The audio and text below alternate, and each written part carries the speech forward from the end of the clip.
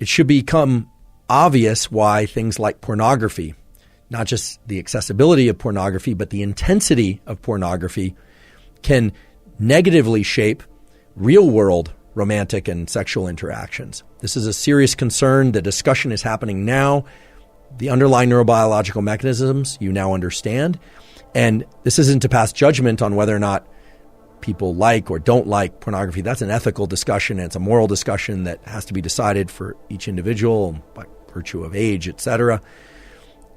But again, any activity that evokes a lot of dopamine release will make it harder to achieve the same level and certainly the greater level of dopamine through a subsequent interaction. So yes, indeed, many people are addicted to pornography. And yes, indeed, many people who regularly indulge in pornography experience challenges in real-world romantic interactions. Fortunately, most people do not experience or pursue enormous increases in dopamine leading to these severe drops in baseline. Many people do, however, and that's what we call addiction.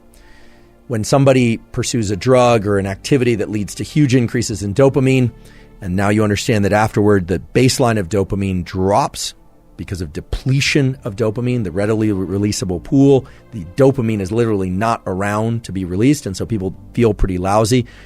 And many people make the mistake of then going and pursuing the dopamine evoking, the dopamine releasing activity or substance again, thinking mistakenly that it's going to bring up their baseline. It's going to give them that peak again. Not only does it not give them a peak, their baseline gets lower and lower because they're depleting dopamine more and more and more. And we've seen this over and over again. When people get addicted to something, then they're not achieving much pleasure at all. You can even see this with video games. People will play a video game, they love it, it's super exciting to them, and then they'll keep playing and playing and playing, and either one of two things happens, typically both. First of all, I always say addiction is a progressive narrowing of the things that bring you pleasure. So oftentimes what will happen is the person only has excitement and can achieve dopamine release to the same extent doing that behavior and not other behaviors. And so they start losing interest in school, they start losing interest in relationships, they start losing interest in fitness and well-being, and depletes their life. And eventually what typically happens is they will stop getting dopamine release from that activity as well, and then they drop into a pretty serious depression. And this can get very severe, and people have committed suicide from these sorts of patterns of activity. But what about the more typical scenario? What about the scenario of somebody who is really good at working during the week, they exercise during the week, they drink on the weekends?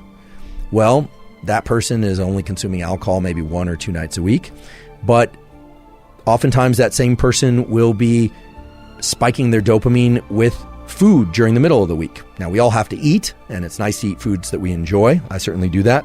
I love food, in fact. But let's say they're eating foods that really evoke a lot of dopamine release in the middle of the week. They're drinking 1 or 2 days on the weekend.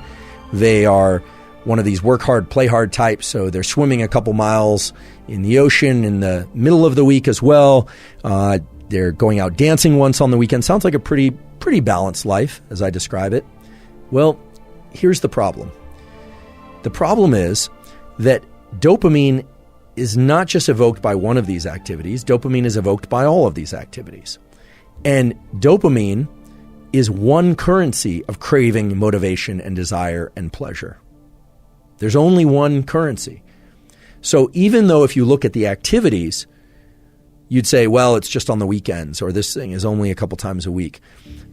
If you looked at dopamine simply as a function, as a chemical function of peaks and baseline, it might make sense why this person, after several years of work hard, play hard, would say, yeah, I'm feeling kind of burnt out. I'm just not feeling like I have the same energy that I did a few years ago.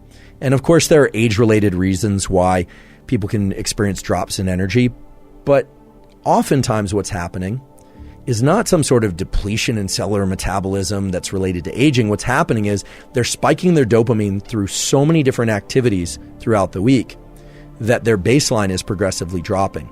And in this case, it can be very subtle.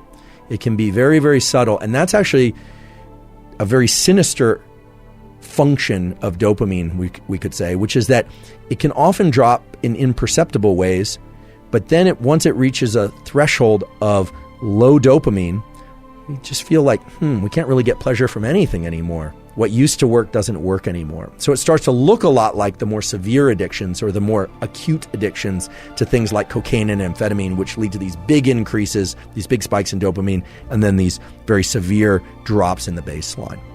Now, of course, we all should engage in activities that we enjoy. I certainly do. Everybody should. A huge part of life is pursuing activities and things that we enjoy. The key thing is to understand this relationship between the peaks and the baseline and to understand how they influence one another. Because once you do that, you can start to make really good choices in the short run and in the long run to maintain your level of dopamine baseline, maybe even raise that level of dopamine baseline, and still get those peaks and still achieve those feelings of elevated motivation, elevated desire, and craving. Because again, those peaks and having a sufficiently healthy, high level of dopamine baseline are what drove the evolution of our species, and they're really what drive the evolution of anyone's life progression too. So they're a good thing. Dopamine is a good thing.